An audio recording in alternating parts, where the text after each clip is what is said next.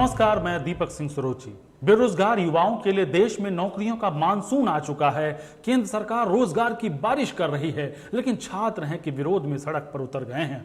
बिहार के छात्रों को मोदी सरकार की अग्निपथ योजना बिल्कुल पसंद नहीं आई और उन्होंने विरोध प्रदर्शन शुरू कर दिया। छात्र इसे जले पर नमक बता रहे हैं।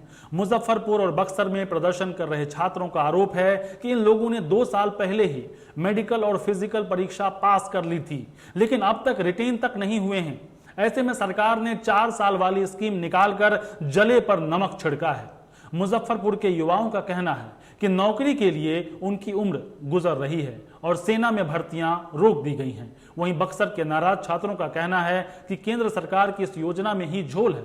सिर्फ 4 साल बाद रिटायरमेंट दे दी जाएगी, आगे फिर हम क्या करेंगे?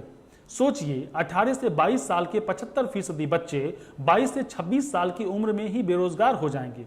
हालांकि सरकार का तर्क है कि 4 साल पूरे होने के बाद 25% अग्निवीरों को अस्थायी काडर में भर्ती कर लिया जाएगा। लेकिन 10वीं या 12वीं पास कर अग्निवीर बनने वाले 75% युवाओं का क्या? उन्हें दूसरी नौकरी दिलवाने के लिए सरकार के पास क्या कोई स्कीम है? क्या आपने कभी सोचा है 30,000 या 40,000 के लिए सेना में भर्ती होने वाले लड़के कौन होते हैं? या किसी बड़े घर के लड़के नहीं होते हैं, या किसान या गरीब के बेटे होते हैं, जिन पर बहनों की शादियों से लेकर बूढ़े माँ बाप की देखभाल और परिवार का भविष्य सुरक्षित करने की बड़ी जिम्मेदारी होती है। क्या 4 साल में उनकी ये जिम्मेदारियां पूरी हो जाएंगी? यह बात तो रोजगार और युवाओं के भविष्य के नजरिए से हुई। अब बात करते हैं देश की सुरक्षा के नजरिए से। डिफेंस एक्सपर्ट्स का मानना है कि आर्मी में एक बेहतर जवान को तैयार होने में कम से कम 7 से 8 साल लग जाते हैं। ऐसे में अग्निवीर महज 6 महीने में ट्रेंड कैसे हो पाएंगे? इसके साथ ही अग्निवीर जवानों का हमेशा अपने परिवार की चिंता लगी रहेगी। वह किसी तरह अपना 3-4 साल पूरा कर निकलने की फिराक में रहेगा। 3-4 साल की नौकरी वाला जवान अपनी जान हथेली पर रखकर क्यों लड़ेगा? इतना ही नहीं, देश के लिए एक और चुनौती बढ़ जाएगी, क्योंकि इन अग्निवीरों को आसानी से रेडिकलाइज करने का डर बना रहेगा। ये डिफेंस एक्सपर्ट का कहना है। बीजेपी सांसद वरुण गांधी ने सवाल उठाते हुए कहा है कि सरकार भी 5 सालों के लिए चुनी जाती है, फिर युवाओं को सिर्फ 4 साल देश की सेवा करने का मौका क्यों? वहीं कांग्रेस सांसद राहुल गांधी ने इस स्कीम का विरोध करते हुए कहा है कि सरकार सेना की गरिमा से समझौता बंद करे, इससे हमारे सशस्त्र बल पर असर पड़ेगा। दुखद यह भी है कि तेजस्वी, अखिलेश जैसे नेता जो चुनाव के समय बेहद एक्टिव नजर आते हैं, इन दिनों चुपचाप हैं। कांग्रेस पार्टी की तरफ से भी इस मुद्दे को लेकर जो तत्परता दिखाई जानी चाहिए थी, वह अब तक नहीं दिखाई गई है। केवल बयानबाजी से कोटा पूरा किया जा रहा है। क्या आपको भी नहीं लगता सेना का मुद्दा देश की सुरक्षा से जुड़ा है? ऐसे में फौजियों के साथ 4-4 साल वाला प्रयोग ठीक नहीं है। मैं इस मसले पर चर्चा शुरू करूं इससे पहले संदीप फौजी का यह संदेश सुन लें। यह सरकार या विपक्ष में नहीं है, लेकिन जो कह रहे हैं वह देश हित में है या नहीं, सुनकर आप खुद ही तय करें। मैं संदीप फौजी गुदरवास रामगढ़ शेखावाटी सीकर का रहने वाला हूं। मैंने आर्म फोर्सेज में 6 साल सर्विस की है, भारत की सेवा की है। दोस्तों, पिछले 3 साल से सरकार जो देश की सेवा करना चाहते हैं, उन बच्चों के लिए जो भर्तियां आनी थी उन्हें रोक रखा है और उस भर्तियों को जिनका फिजिकल हो चुका है उनकी ना तो एग्जाम हुई हुई है और ना ही नई भर्तियां निकाली जा रही हैं। 1,04,000 से ज्यादा पद खाली हैं और इसी बीच में जहां सरकार से देश का युवा अपनी भर्तियों की गुहार लगा रहा था, बार बार प्रोटेस्ट कर रहा था, वहीं सरकार ने इन भर्तियों को नजरअंदाज करके टीओडी जैसी योजना शुरू कर दी है, जिसका मैं आपको बताऊं, यह टीओडी जैसी योजना अगर शुरू की जाती है तो देश की आंतरिक सुरक्षा का ये गंभीर मुद्दा है। देश की सुरक्षा खतरे में है अगर ऐसा होता है तो। इस सुरक्षा के साथ साथ में जो आर्मी का एक वसूल है, नाम, नमक और निशान जैसी परंपराएं खत्म हो जाएंगी और देश के युवाओं में जो देशभक्ति की भावनाएं, जोश और जुनून होता है देश की सेवा के लिए, वो खत्म हो जाएगा। क्योंकि 15 साल की तपस्या और उसमें देशभक्ति की भावना भरने के बाद में उसे मात्र 4 साल के बाद सेवा से बाहर कर दिया जाएगा। इससे देश के युवाओं का भविष्य खतरे में है। उन्हें इस जवानी की उम्र में अगर हथियारों का ज्ञान देकर के बाहर बेरोजगारी में धकेल दिया जाएगा तो आप सब लोग समझ सकते हैं कि वो युवा किस गलत रास्ते पे भी भटक सकते हैं।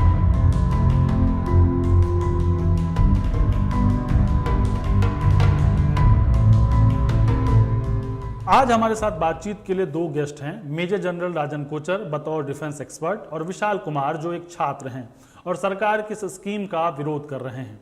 आप दोनों का इस कार्यक्रम में बहुत स्वागत है सर। सबसे पहले मैं विशाल से बात करना चाहूंगा, उनसे जानना चाहूंगा कि बतौर छात्र आपकी क्या डिमांड है और आप इस स्कीम का विरोध क्यों कर रहे हैं? आपको क्यों लगता है कि अग्निपथ स्कीम आपके लिए हितकर नहीं है? देखिए, जो सरकार स्कीम लाई है अग्निवीर, मैं समझता हूं कि यह बिना सोचे समझे आनंद फानंद में लाई गई है। जब जब सेना के लोग ही इस पर उंगली उठा रहे हैं तो क्या जरूरत है सरकार को स्कीम लाने की। देखिए, सरकार का कहना है कि मैं 17.5 साल के युवाओं को अर्थात नाबालिग युवाओं को 6 महीना की ट्रेनिंग देकर 4 सालों के लिए सेना में रखूंगा। ठीक है भाई, जब 4 साल बाद वो छात्र युवा रिटायर होगा तो उसके बाद वो जाएगा कहां, ये मजबूरी है, ये बड़ा पॉइंट है। और आप उनको वेतन कितना देते हो? मात्र 30,000। ना तो उनकी पेंशन, ना तो स्वास्थ्य सुविधा, न अन्य प्रकार की सुख सुविधाएं जो मिलती हैं उनको उन चीज से वंचित कर रहे हो। सरकार का कहना है कि 25% युवाओं को दोबारा सेना में काम करने का मौका मिलेगा, बाकी 75% कूड़ा हो जाएगा। तो वो 75% युवा जिसको आप 17.5 वर्ष की उम्र में, नाबालिग उम्र में सेना की ट्रेनिंग देकर सेना में रखते हो, जब वो बालिग हो जाएगा, 24 वर्ष की उम्र में हो जाएगा, तो वो छात्र युवा जाएगा कहां? बड़ा पॉइंट ये बनता है। दूसरा, जब जो लोग फिजिकल क्लियर कर चुके हैं उन लोगों का क्या होगा? सरकार लगातार 2 साल तक बहालियां नहीं निकाली, पर एग्जाम के लिए कोरोना होता है और चुनाव के लिए कोरोना नहीं होता है। ये छात्रों का दर्द है। तो फिर ऐसा क्यों नहीं होता है कि 2 सालों के लिए सांसदों का भी बहाली हो, मतलब चुनाव हो, उसके बाद उनको रिटायरमेंट दे दिया जाए, फिर उनका सारा पेंशन बंद कर दिया जाए। सरकार यदि पेंशन काट कर देश हित से समझौता होगा तो ये समझौता हम छात्रों को मंजूर नहीं है। 4 साल बाद वो छात्र कहां जाएगा, इसका कुछ अलग स्कीम बनाइए। उस छात्र को 30-35 हजार से कम की जॉब नहीं मिलेगी, इसका एक स्कीम बनाइए, तभी कुछ होने वाला है। सरकार जिस तरह पेंशन छीन रहा है, कहीं मुझे यह दर्द है कहीं उस 4 साल के बीच में कोई युवा शहीद हो जाता है, कहीं उसे शहीद का भी दर्जा न छीन लिया जाए। राजन कोचर सर, मैं आपसे जानना चाहूंगा कि बतौर डिफेंस एक्सपर्ट आप क्या मानते हैं कि ये जो स्कीम सरकार ने निकाली है कि 4 साल आप जो है अग्निवीर बनकर रहेंगे और उसके बाद फिर आपको उसका सर्टिफिकेट भी मिलेगा, बताया ये भी गया है कि आगे आपको नौकरी दी जाएगी। क्या आपको लगता है कि रोजगार, डिफेंस पे तो मैं बाद में बात करूंगा, पहले ये पूछना चाहूंगा कि क्या आपको लगता है इससे रोजगार की समस्या दूर हो जाएगी? देखिए दीपक, गवर्नमेंट कोई भी स्कीम अगर निकालती है तो सोच समझ के निकालती है। और गवर्नमेंट का इसमें ओवरऑल जो गवर्नमेंट की सिचुएशन है उसको देखते हुए, उसको समझते हुए ये गवर्नमेंट फैसला लेती है। तो हमको ये बहुत अपने माइंड में क्लियर करना पड़ेगा कि गवर्नमेंट ने ये कदम क्यों उठाया। और अगर हम इस चीज को समझ जाएंगे तो उसके बाद समझना आसान हो जाएगा कि ये स्कीम क्या उस प्रॉब्लम का समाधान है, क्या वो प्रॉब्लम हल हो गई, और क्या ये देश के लिए और देश के हित के लिए सही। सबसे पहले हमको ये अंडरस्टैंड करना है कि ये चेंज की क्या जरूरत थी। फौज ने मांगी चेंज, फौज ने गवर्नमेंट को बोला कि भाई हमको यंग सोल्जर्स चाहिए और ये जो सोल्जर्स हमारे पास हैं ये इनकी क्षमता कम है। और दूसरा, हमारी फौज आज मानी जाती है हमारे जवानों के लिए। 1971 वॉर से लेके 65 और कारगिल 1999 और ये जो इंसर्जेंसी चल रही है और टेररिज्म चल रहा है जम्मू एंड कश्मीर में फौज ने एक बेहतरीन काम किया है।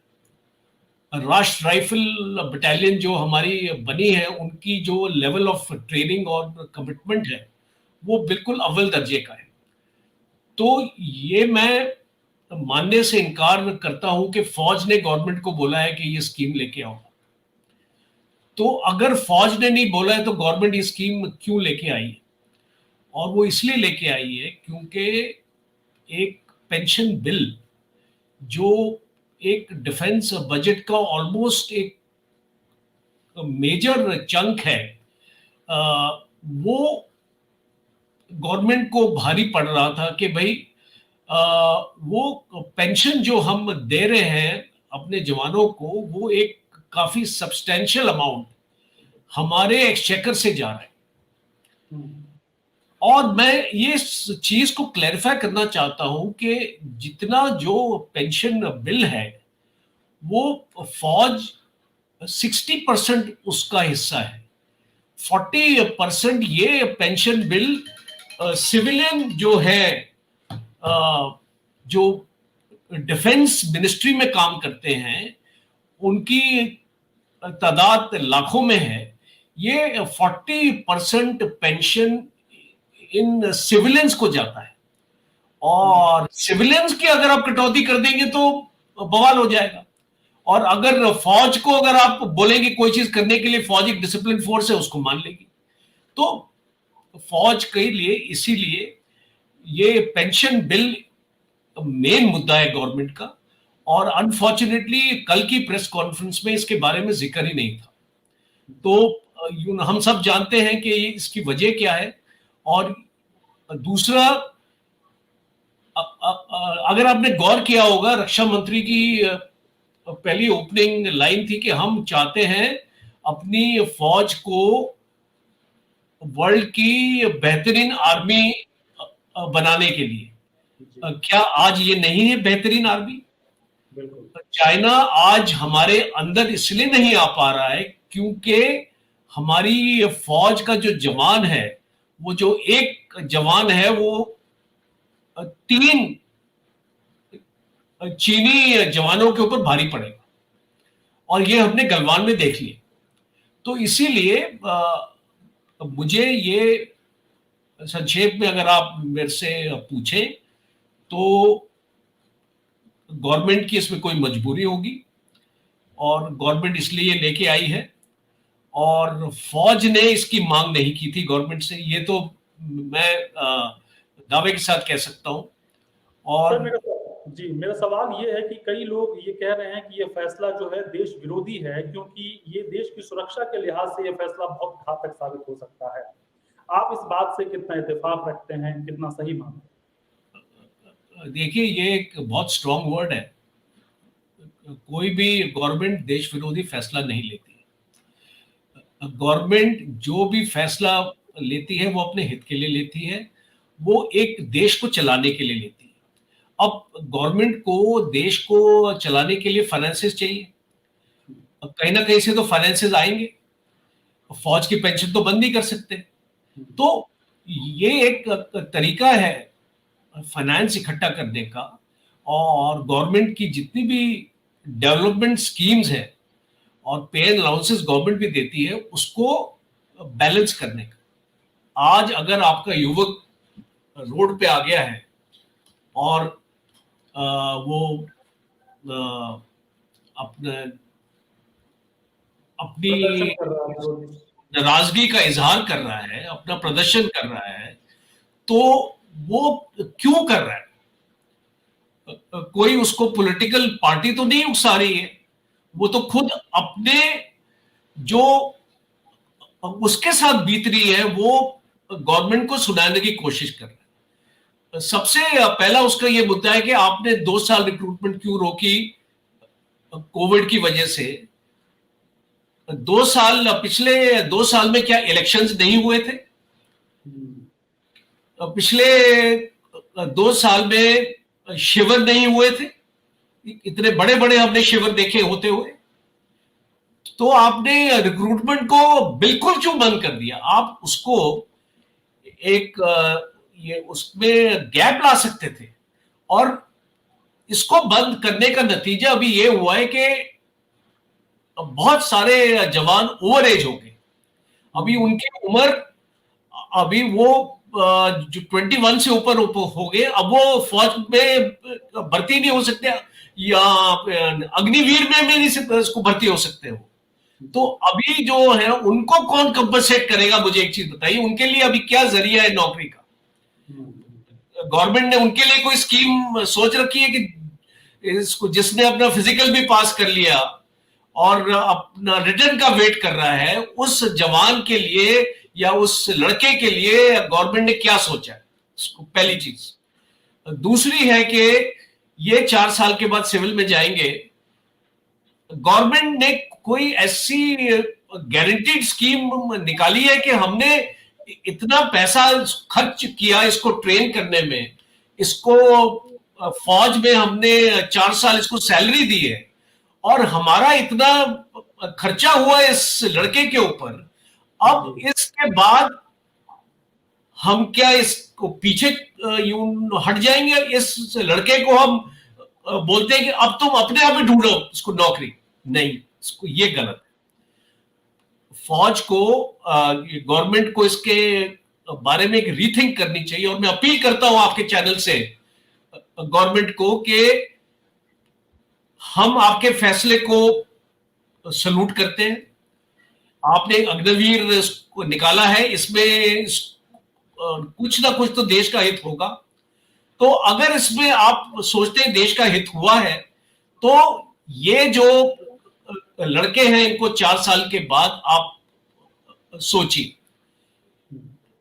कहीं ना कहीं उनको, अगर उनको आपने 30,000 के ऊपर रखा है, और अगर 4 साल में अगर 30 के ऊपर उनको 40,000 पर मंथ उनकी सैलरी बनती है, तो कहीं ना कहीं पे इनको 40,000 से कम की नौकरी नहीं मिलनी चाहिए जी।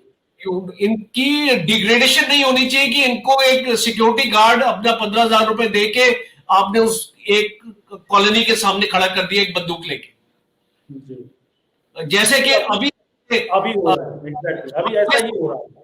हाँ, तो अभी ये बदलाव लाने की जरूरत है गवर्नमेंट को कि ये जवानों को आप एक नौकरी दें, चाहे आप इनको पैरामिलिट्री फोर्सेस में इंडक्ट करें, चाहे आप इनको एक कॉर्पोरेट में इंडक्ट करें विद अ गारंटी के जो 75% फौज में वापस नहीं जाएंगे, वो 75% कहीं ना कहीं पे एम्प्लॉयमेंट लेंगे।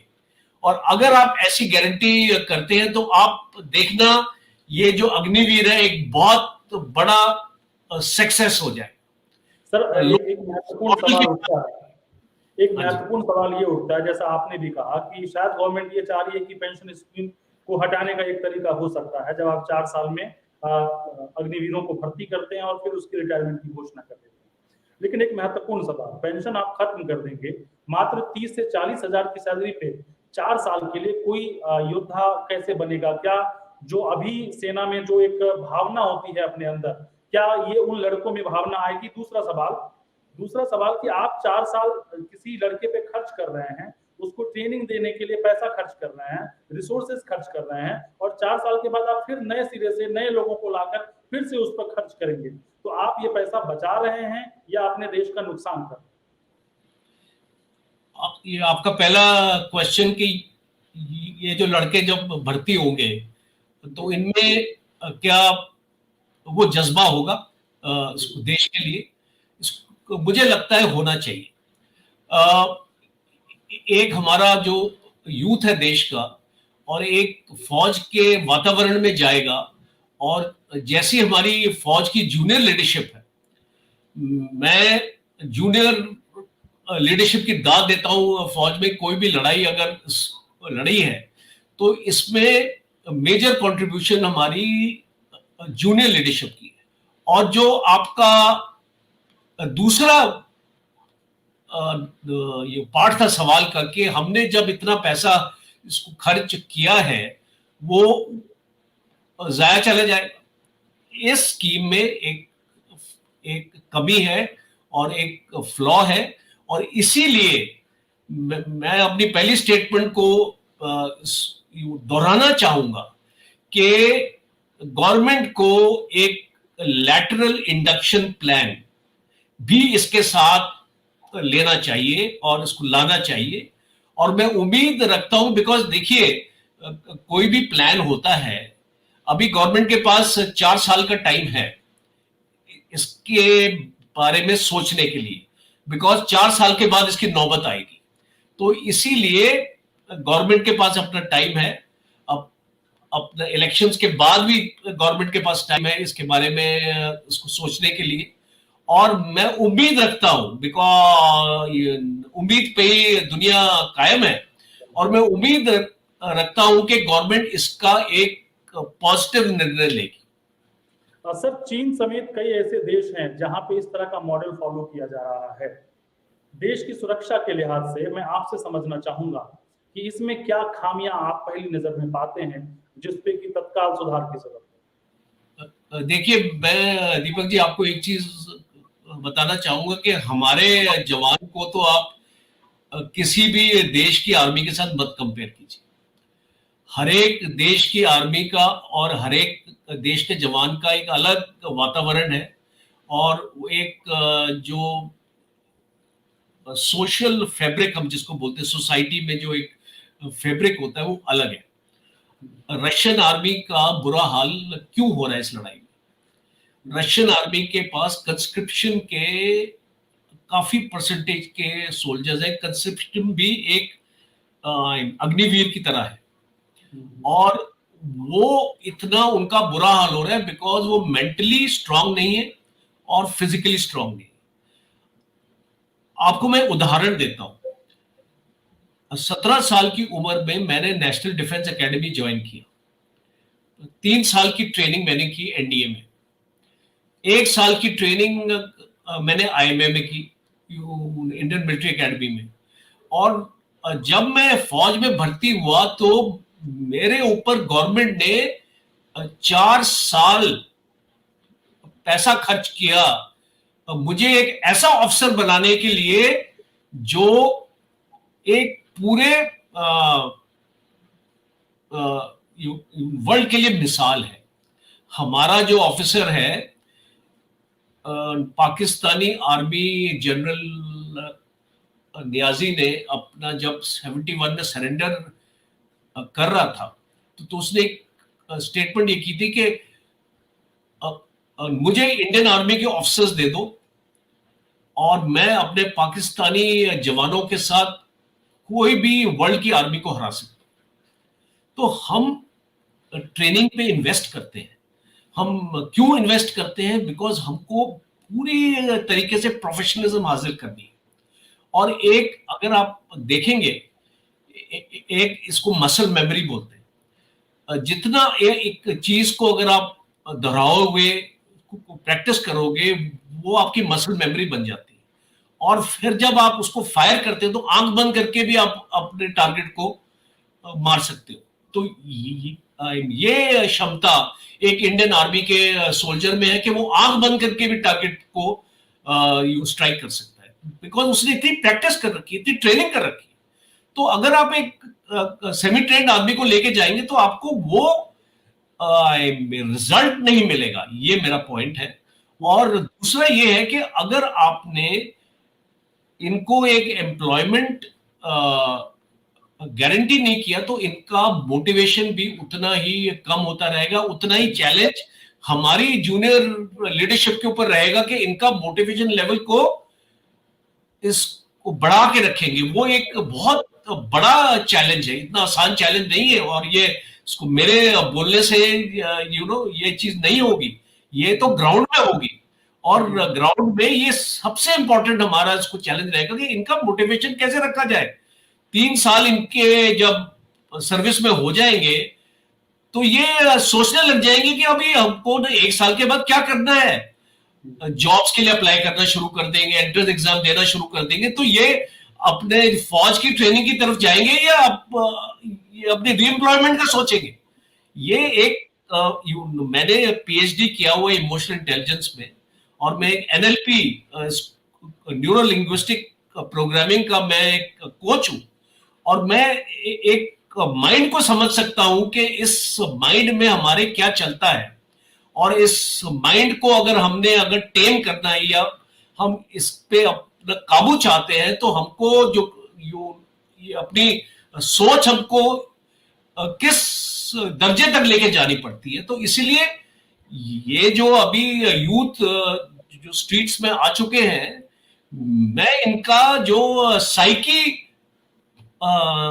अभी से मैं समझ सकता हूं, और अगर अभी से ही इनका मोराल डाउन है, तो जब ये फौज में जाएंगे तो उनका मोराल और जो एक इसको लो मोराल के साथ एंटर कर रहे हैं फौज में इंस्टेड ऑफ हाई मोराल।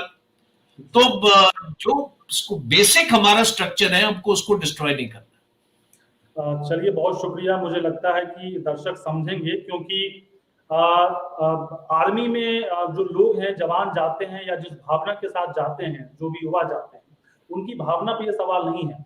सवाल सरकार की नीति को लेकर है, क्योंकि अगर वो देश के लिए सब कुछ करते हैं तो बतौर देश होने के नाते, बतौर सरकार होने के नाते आपकी जिम्मेदारी बनती है कि उसको आप एक सेंस ऑफ फाइनेंशियल सेफ्टी आप उसको एहसास कराएं, जिससे वो अपने परिवार का भरण पोषण कर सके।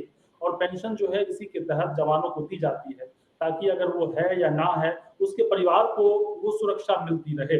इसलिए इसको हटाना या इस तरह का विचार करना सरकार को सोचना चाहिए। दूसरी चीज, आपने कई छात्रों को सुना होगा, वो कह रहे हैं कि अगर आप ये कह रहे हैं कि हमारे पास बजट कटौती के लिए यही एक रास्ता है फिजूल खर्ची को रोकने के लिए, तो उनका एक तर्क ये भी है कि फिर सांसद या विधायक जो अपने अगर एक बार विधायक बनते हैं और MP बनते हैं, तो वो दोनों कोटे से उनको पेंशन मिलता है, तो क्या वो फिजूल खर्ची नहीं है? क्या उस पर रोक लगाने की जरूरत नहीं है? ये प्रयोग सिर्फ सेना के साथ ही क्यों? बातचीत के लिए बहुत शुक्रिया सर, नमस्कार। ओके, थैंक यू दीपक, बहुत बहुत नमस्कार।